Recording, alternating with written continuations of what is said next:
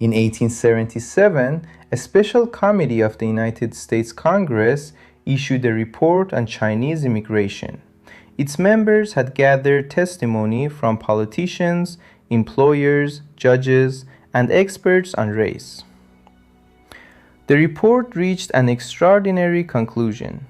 According to the ethnological testimony it accepted, Chinese people possessed not sufficient brain capacity to furnish motive power for self-government. The committee also portrayed Chinese civilization as morally inferior and Chinese immigrants as permanently incapable of assimilation. This was an official congressional report.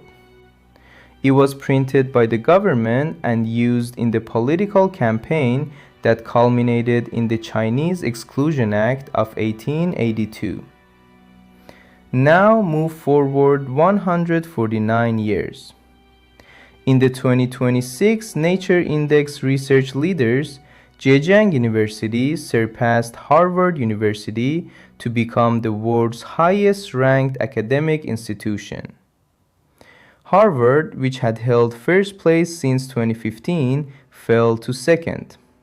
The remaining 8 positions in the academic top 10 were also occupied by Chinese universities. In earth and environmental sciences, Chinese institutions occupied 9 of the top 10 places. In chemistry and applied sciences, they occupied all 10. A second system, the Leiden ranking, tells a related story. 8 Chinese universities appeared in the publication volume top 10.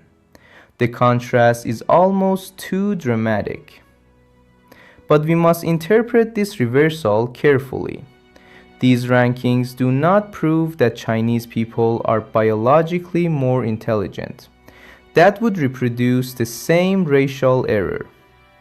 What they demonstrate is that scientific achievement is created by institutions, education, investment, and access to resources. The human skull did not change, the social conditions did.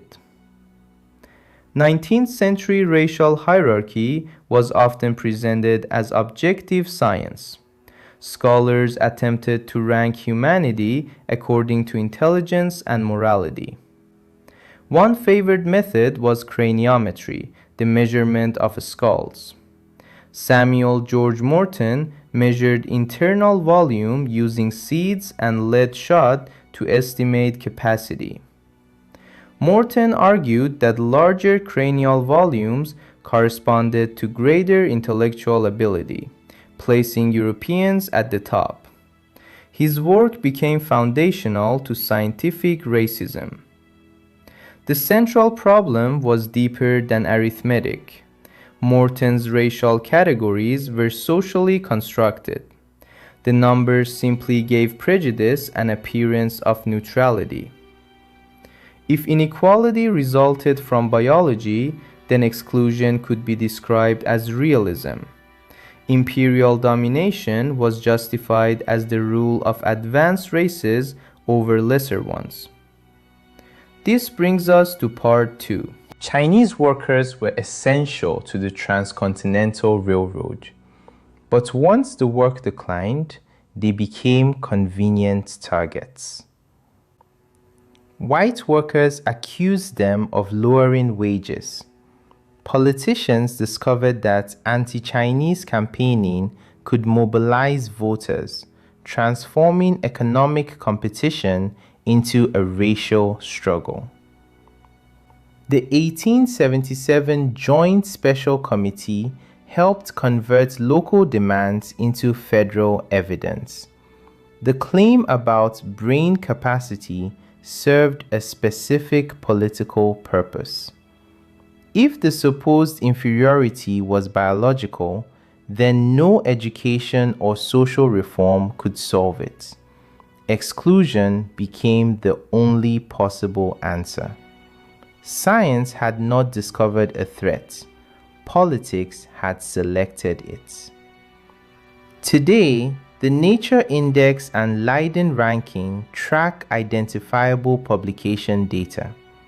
They remind us that scientific achievement is a matter of scale and investment.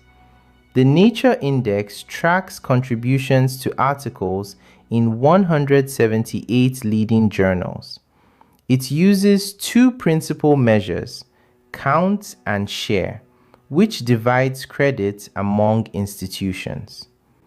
The acceleration has been impossible to miss. In 2018, Chinese universities held 2 top 10 spots. By 2022, they held 5. By 2026, they held 9. China is dominant in STEM fields like chemistry and applied sciences. The US remains strong in health and social sciences. The system is becoming multipolar.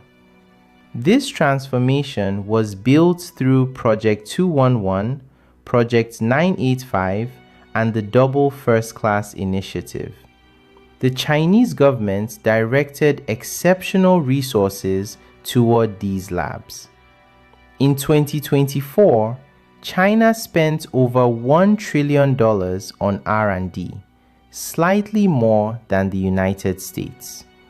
A scientific workforce of this scale creates massive capacity. China also leads in science and engineering doctorates.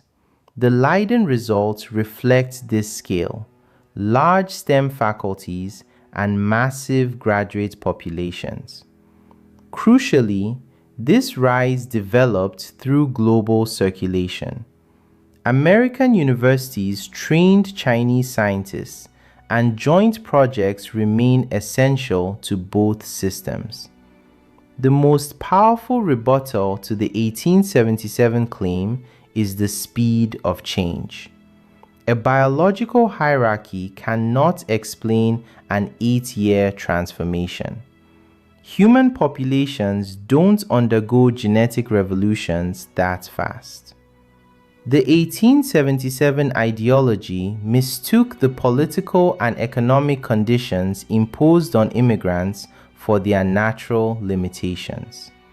They were excluded, then punished for the exclusion. Scientific authority can challenge prejudice, but it can also disguise it.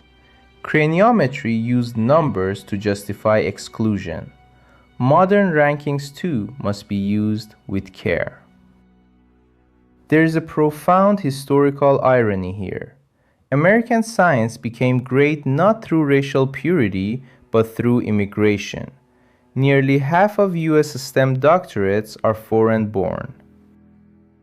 The 1877 ideology tried to protect the US by excluding Chinese talent. Modern science became stronger by doing the opposite. China simply learned to build the same capacity at home. By 2026, the Nature Index recorded 9 Chinese institutions in the top 10.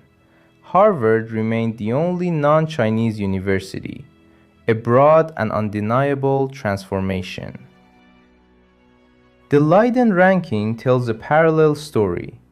8 Chinese institutions occupy the publication volume top 10, surpassing traditional Western leaders. The final lesson is that there was never a scientifically valid racial contest. People become scientists because societies educate them. Universities become powerful because we invest in them. Thank you for watching. The history of science is not a race, but a testament to human potential. See you in the next video.